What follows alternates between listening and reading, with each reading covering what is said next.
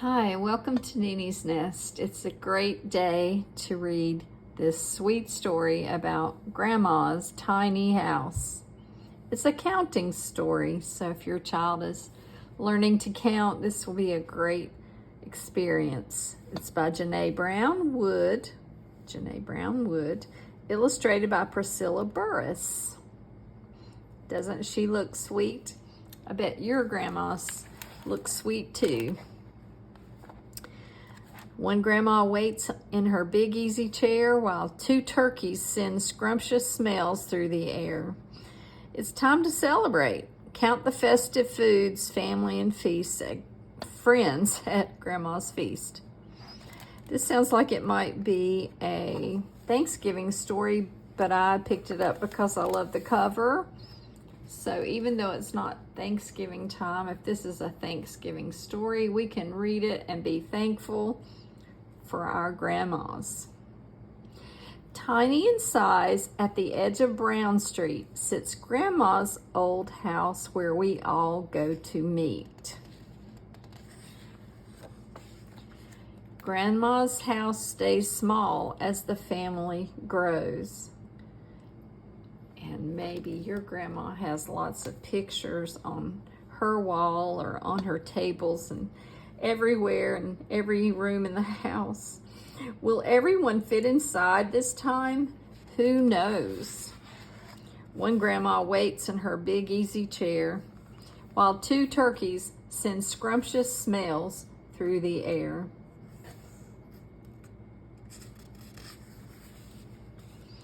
Three neighbors knock on the brown wooden door with 4 pots of hot greens and ham hocks galore. She has a kitten and a doggy too. 5 family friends strut straight up the stairs with 6 dozen biscuits and jam made of pears. My dad used to make pear jam. It was so scrumptious. Look, 6 dozen biscuits is a whole lot. You know, a dozen is 12. So 6 times that amount. 7 cool uncles stroll up in a line with 8 jugs of lemonade, ice cold and fine. Let's count the uncles, the 7 uncles. We got 1, 2, 3, 4, 5, 6, 7. And you would think it would be 7 jugs of lemonade, but this one has 2 jugs. So let's count the jugs of lemonade. 1, 2, 3, 4, 5, 6, 7, 8. 9 chatting aunties all head for the den and set down the cheesecakes that add up to 10. So there's 9 aunties and 10 cheesecakes. So one of them must have brought 2. Do you see one person holding 2?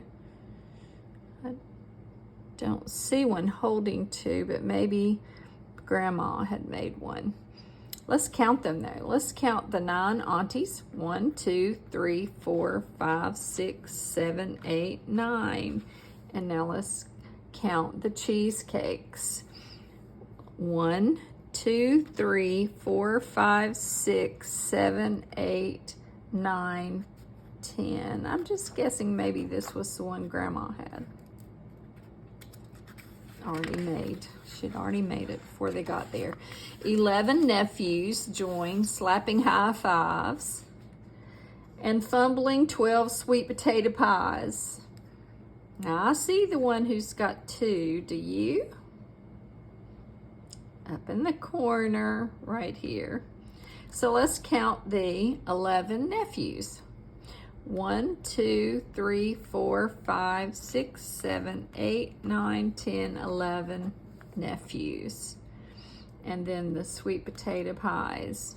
1, 2, 3, 4, 5, 6, 7, 8, 9, 10, 11, 12. Because he had 2. 13 thrilled nieces burst in on the scene. And they have 14 fresh honeydew juicy and green. Honeydew melons. So this will be easier for us to count because they're all in this thing that people usually put on the back of their car. And so let's count the 13 nieces first. We'll start on this side. 1, 2, 3, 4, 5, 6, 7, 8, 9, 10, 11, 12, 13 nieces. Now let's count the 14 honeydew melons. 1, 2, 3, 4, 5, 6, 7, 8, 9, 10, 11, 12, 13, 14. When little children are first learning to count this many things, it's good to have them touch each one. And it's also good to have them go in lines, like count this line, then this line, then this line, then this line. Then they don't go all over and count too many. If you're a parent reading along, this will be good information. And who is that running? Last but not least, 15 hungry grandkids stampede to the feast. Wow, she is blessed. 15 grandkids. So in this situation, we're going to do the same. There's girls and boys, and we're going to go, let's go along this line first and count the ones on that side, and then we'll come back and do these over here. I think that will work best. 1, 2, 3, 4, 5, 6, 7, 8, 9, 10, 11, 12, 13, 14, 15. This was pretty hard to count, even for me. You could go this way and go back and forth, like this line and this line and this line and this line and this line and this line. Little children learning to count things, you know, who start to learn the patterns. That's when the walls bulge in the tiny house. There is more space. There is no more space. How will we all eat in this too tiny place? Now, I'm wondering if you are wondering too how many there are in all. I know, she says in Grandma's ear. I know. She's got an idea. We've stuffed this old house, but the yard's long and wide. Why don't we move our big dinner outside?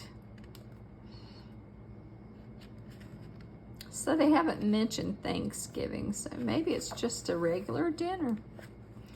So out skip the neighbors, nephews, and nieces, while uncles and aunts lug dinnerware pieces.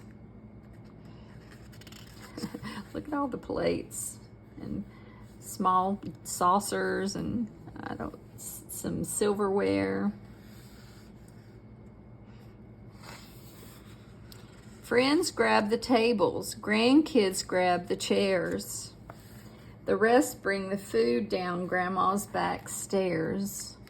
See the steam coming off of the food that's coming out of the oven or off the stove. And they're setting up these tables.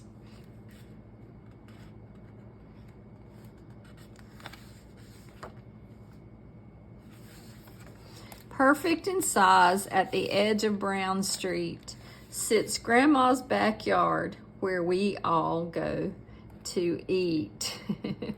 Maybe if you and your parents are game for this, you could have your parents add up how many there are. You can go back through the story. Maybe your older brother or sister could add up how many neighbors there were and then add how many nieces, how many nephews.